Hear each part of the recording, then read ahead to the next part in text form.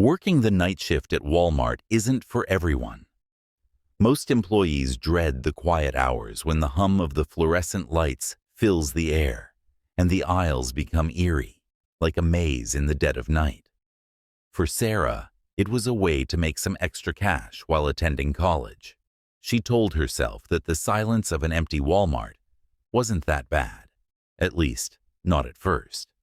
But as time passed, the store's vastness began to feel more like a trap than a sanctuary, especially on nights when something didn't seem quite right. Sarah clocked in at 10 p.m., like always. She passed her usual colleagues in the break room, Mason, the stalker, and Linda, the shift manager. They exchanged nods and small talk, and soon Sarah was off to her post at the self-checkout lanes. The store was empty, as expected for this time of night.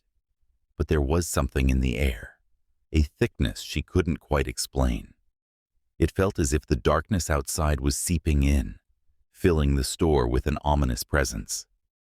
As the clock ticked toward midnight, Sarah noticed something strange on the security monitors. In the grainy footage, one of the aisles, the one filled with toys, showed movement, but the store had been empty for hours. She leaned closer, squinting to get a better look. But whatever she saw seemed to vanish. "Probably just a glitch," she muttered, shaking her head.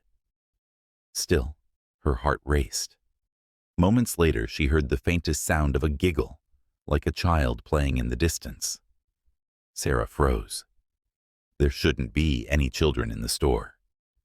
She looked around, straining to catch the source of the noise. But Walmart was as silent as ever, save for the distant hum of the lights. "It's probably just my imagination," she reassured herself, her voice barely a whisper, but the sense of unease lingered. Something was off. At 12:15, Sarah decided to take a quick break and stepped into the back room. She found Mason there, his face pale, staring at his phone. He didn't even notice her come in. "Mason?" she called softly, startling him. "Oh, Sarah, it's you," Mason said, his voice shaky. "You won't believe this." "What's going on?" she asked, her nerves already on edge. Mason handed her his phone. On the screen was a local news report about a man who had recently escaped from a nearby psychiatric hospital. He was a violent offender, known for breaking into large retail stores late at night and terrorizing employees. The article warned locals to be vigilant. Sarah's stomach dropped. "You think he'd come here?" she asked, trying to sound calm, but failing miserably. Mason shrugged. "We're the only big store open in this area at night." The thought of being alone in a massive, dimly lit Walmart with an escaped criminal on the loose made her skin crawl. She handed Mason his phone back and excused herself, returning to the checkout lanes. Every little sound now felt amplified. The creaking of shelves, the faint hum of the air conditioning, and the rustle of plastic bags in the distant aisles. The clock struck 1 a.m., and Sarah's sense of dread deepened. She glanced at the monitors again, her eyes darting to the toy aisle. Her breath caught in her throat. There, standing in the middle of the aisle, was a figure. A man. He was tall, his face obscured by shadows, but his posture was unnerving. He didn't move, didn't seem to be shopping. He was just standing there, staring straight into the camera. Sarah's pulse raced. She blinked, and the man was gone. Her hands trembled as she reached for the store's intercom, paging Linda. "Linda, can you come to the front? I saw something on the security footage," she said, her voice quivering. Seconds felt like hours as she waited for Linda to arrive. When Linda finally walked up, Sarah tried to explain what she saw, but Linda seemed skeptical. "Are you sure it wasn't just a shadow or a glitch?" Linda asked, her brow furrowed. "I know what I saw," Sarah insisted. "There was a man in the toy aisle." Linda sighed, clearly tired. "Let's go check it out." Reluctantly, Sarah followed Linda down the dimly lit aisles. The closer they got to the toy section, the tighter Sarah's chest became. Every shadow seemed to shift, and every flicker of light felt like a warning. When they reached the toy aisle, it was empty. The shelves were neatly stocked, and there was no sign of anyone. Linda glanced at Sarah, raising an eyebrow. "Looks fine to me." Sarah shook her head. "I swear I saw—" A sudden noise cut her off. It was a loud crash from several aisles over, like something heavy had fallen. Both women froze. Linda, her expression now serious, motioned for Sarah to stay put and went to investigate. Sarah stood alone, her heart hammering in her chest.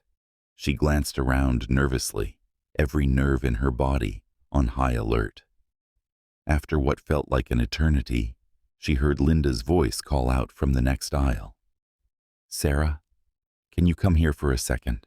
The tone was strange, flat, almost robotic. Cautiously, Sarah stepped forward, her footsteps echoing in the empty store. When she turned the corner into the aisle, she gasped. Linda was standing there, but something was wrong. Her eyes were wide and vacant, and her body seemed unnaturally rigid. Beside her, the man from the security footage stood, his face now visible. He had wild, unkempt hair, and a sinister grin stretched across his face. His eyes gleamed with malice. Before Sarah could react, the man lunged at her. She stumbled backward, falling to the floor as he grabbed her wrist, his grip cold and unyielding. Sarah screamed, kicking at him with all her strength, but he was too strong. Suddenly, a loud crash echoed through the store as Mason appeared, wielding a metal shelf bracket. He swung it at the man, knocking him off balance. "Run!" Mason shouted, pulling Sarah to her feet. The two of them sprinted toward the front of the store, not daring to look back. They could hear the man's footsteps behind them, gaining speed. They reached the front doors, and Mason frantically tried to unlock them. Come on," he muttered under his breath, his hands shaking. Finally, the doors slid open, and they burst outside, gasping for air. The parking lot was eerily silent, save for the distant wail of sirens approaching. The man didn't follow them outside. He had disappeared back into the depths of the store. As the police arrived, Sarah and Mason exchanged a look of relief, but neither of them would forget the terror they had experienced that night. Walmart, once a mundane place of employment, had become a nightmare, one that would haunt them long after the shift ended.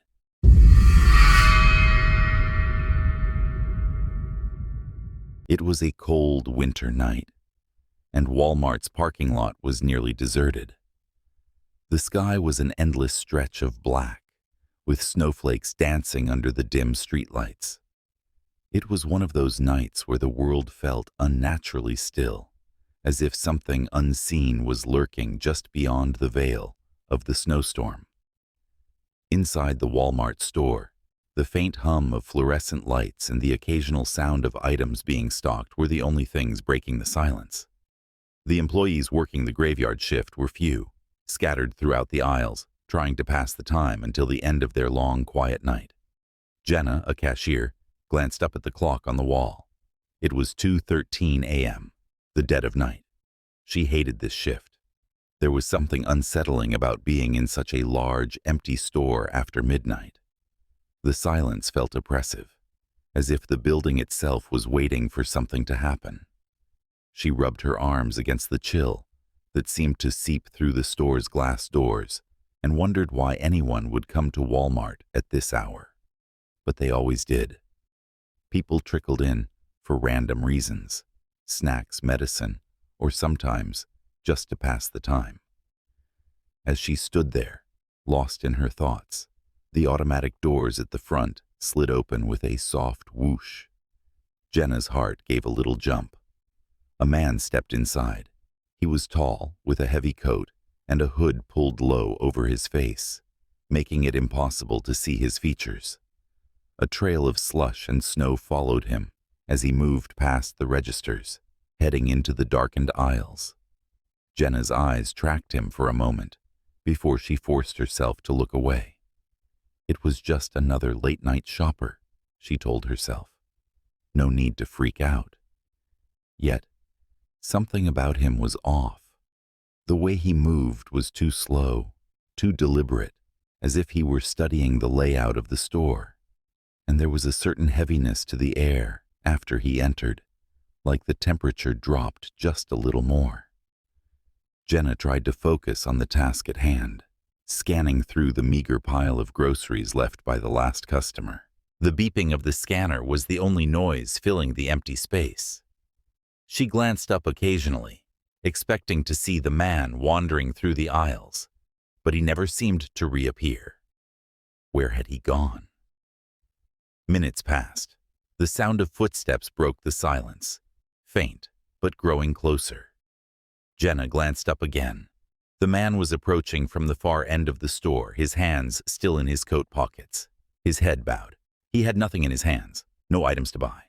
He was just walking, aimlessly, through the aisles. Jenna's heart rate quickened. She felt a strange urge to call someone, maybe one of her coworkers, but dismissed it.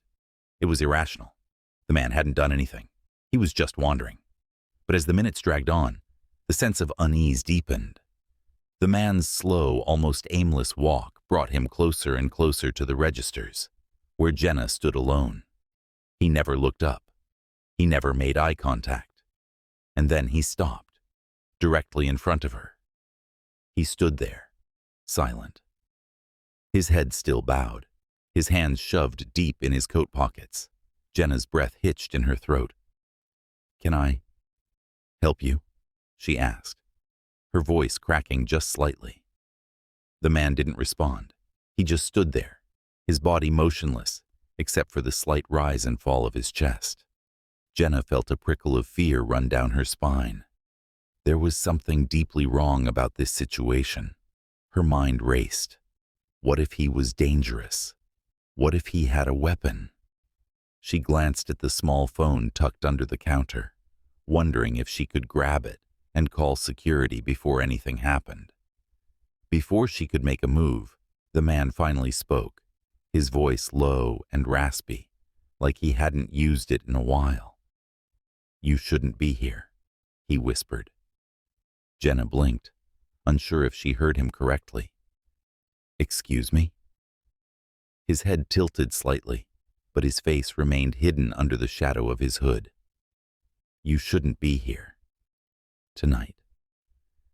Jenna's stomach knotted with fear. Her hands instinctively gripped the edge of the counter. "What are you talking about?" He took a slow, deliberate step forward. "It's not safe." Her pulse was pounding in her ears now. She forced herself to stand her ground, even though every fiber of her being was telling her to run. "Look, if you don't need anything, I'm going to have to ask you to leave." The man didn't move. He just stood there, staring at her from under his hood, his presence casting a suffocating shadow over the entire store. And then, without warning, the lights flickered. Once, twice, and then went out, plunging the store into darkness. Jenna gasped, her heart leaping into her throat. The only light came from the faint glow of the emergency signs scattered throughout the store. In the sudden silence, she could hear nothing but her own ragged breathing. She fumbled for the flashlight she knew was under the counter, her hands shaking so badly she nearly dropped it. When she clicked it on, the beam cut through the darkness, illuminating the space in front of her. The man was gone. Jenna's heart raced as she swept the flashlight beam around the store, searching for any sign of him. But the aisles were empty. There was no sound, no movement, nothing to indicate where he had gone. She took a shaky step forward, calling out into the darkness. "Hello? Is anyone there?" No answer. She hurried around the counter, her feet echoing in the eerie silence. She wanted to leave, to run out into the snowy night and never look back. but she couldn't shake the feeling that something was terribly wrong. She had to find out where the man had gone. As she moved deeper into the store, the oppressive silence grew heavier. The air felt colder, sharper, as if the temperature had dropped even further. Jenna's breath puffed out in white clouds as she made her way down one of the aisles, her flashlight beam darting from side to side. And then she heard it. A soft, dragging sound, like something heavy being pulled across the floor. It was coming from the back of the store near the stockroom. Jenna's heart leaped into her throat as she followed the noise, her steps slow and cautious. She turned the corner and aimed the flashlight toward the stockroom door. It was slightly ajar, and the sound was louder now, a wet, scraping noise that made her skin crawl. With a trembling hand, Jenna pushed the door open and stepped inside. What she saw made her stomach lurch. The man was standing there, his back to her, hunched over something on the floor, something large and unmoving. Before Jenna could scream, he turned to face her, and she saw the glint of something metallic in his hand. "You shouldn't have come," he whispered again, his voice cold and final.